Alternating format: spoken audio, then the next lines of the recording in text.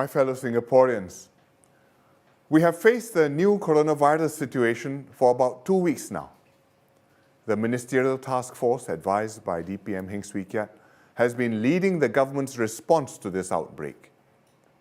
They've been dealing with new developments every day and holding regular press briefings to keep Singaporeans informed every step of the way. Today, I want to speak to you directly to explain where we are and what may lie ahead. We went through SARS 17 years ago, so we are much better prepared to deal with the new virus this time. Practically, we have stockpiled adequate supplies of masks and personal protective equipment, PPE. We have expanded and upgraded our medical facilities, including the new National Center for Infectious Diseases. We have more advanced research capabilities to study the virus.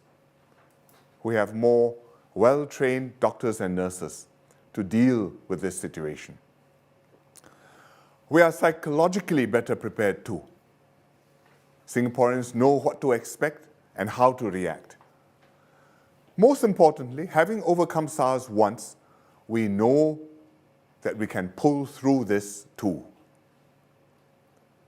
The new coronavirus is similar to SARS, but with two important differences. First, the new virus is more infectious than SARS. Therefore, it's harder to stop it from spreading. Second, the new virus is much less dangerous than SARS. About 10% of those who caught SARS died.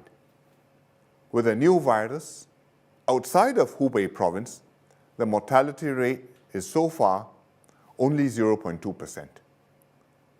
In comparison, seasonal influenza has a death rate of 0.1%. So in terms of mortality, the new virus is much closer to influenza than SARS.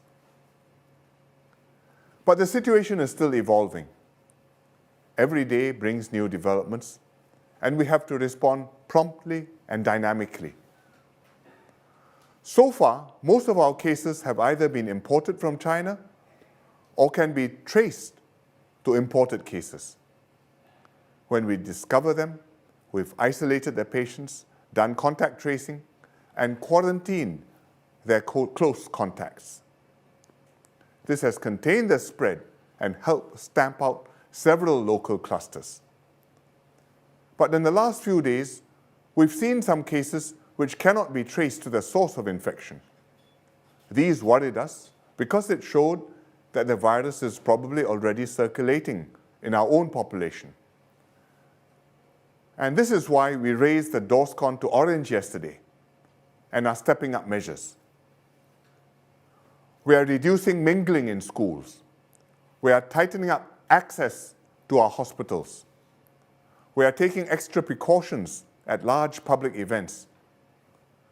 I have already postponed my Chinese New Year Istana Garden party for grassroots leaders, which was to be held tomorrow. We have raised DORSCON to orange before. You may not even remember, but this was in 2009 for the H1N1 swine flu. So there's no reason to panic. We're not locking down the city or confining everybody to stay at home.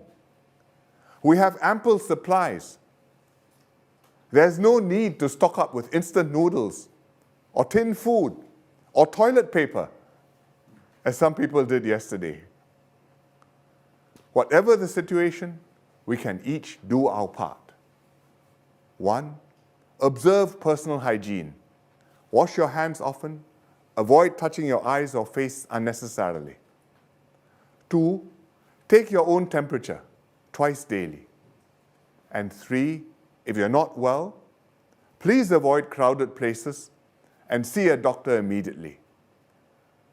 These simple steps don't take much effort, but if we all do them, they will go a long way towards containing the spread of the virus. Right now, We are continuing to do contact tracing and to quarantine close contacts. But I expect to see more cases with no known contacts in the coming days. If the numbers keep growing, at some point, we will have to reconsider our strategy. If the virus is widespread, it's futile to try to trace every contact. If we still hospitalize and isolate every suspect case, our hospitals will be overwhelmed. At that point, provided the fatality rate stays low, like flu, we should shift our approach.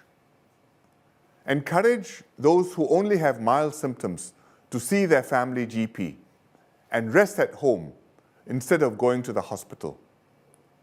And let hospitals and healthcare workers focus on the most vulnerable patients, the elderly, young children, and those with medical complications. We are not at that point yet. It may or may not happen, but we are thinking ahead and anticipating the next few steps. And I'm sharing these possibilities with you so that we are all mentally prepared for what may come. I'm confident of the medical outcome of this outbreak. Most Singaporeans should remain well, and of those who get ill, most should expect to recover. Among those who've been hospitalized, so far, most are stable or improving. Several have already recovered and been discharged, although a few remain in critical condition. But the real test is to our social cohesion and psychological resilience. Fear and anxiety are natural human reactions. We all want to protect ourselves and our families from what is still a new and unknown disease. But fear can do more harm than the virus itself. It can make us panic or do things which make matters worse, like circulating rumors online, hoarding face masks or food, or blaming particular groups for the outbreak. Instead, we should take courage and see through this stressful time together. That is, in fact, what many Singaporeans are doing. Grassroots leaders and Team Nila volunteers have stepped forward to help distribute masks to households. University students are delivering food daily to schoolmates confined to their dorms on leave of absence. Healthcare workers are on the front line, treating patients in hospitals and clinics and helping them get well again.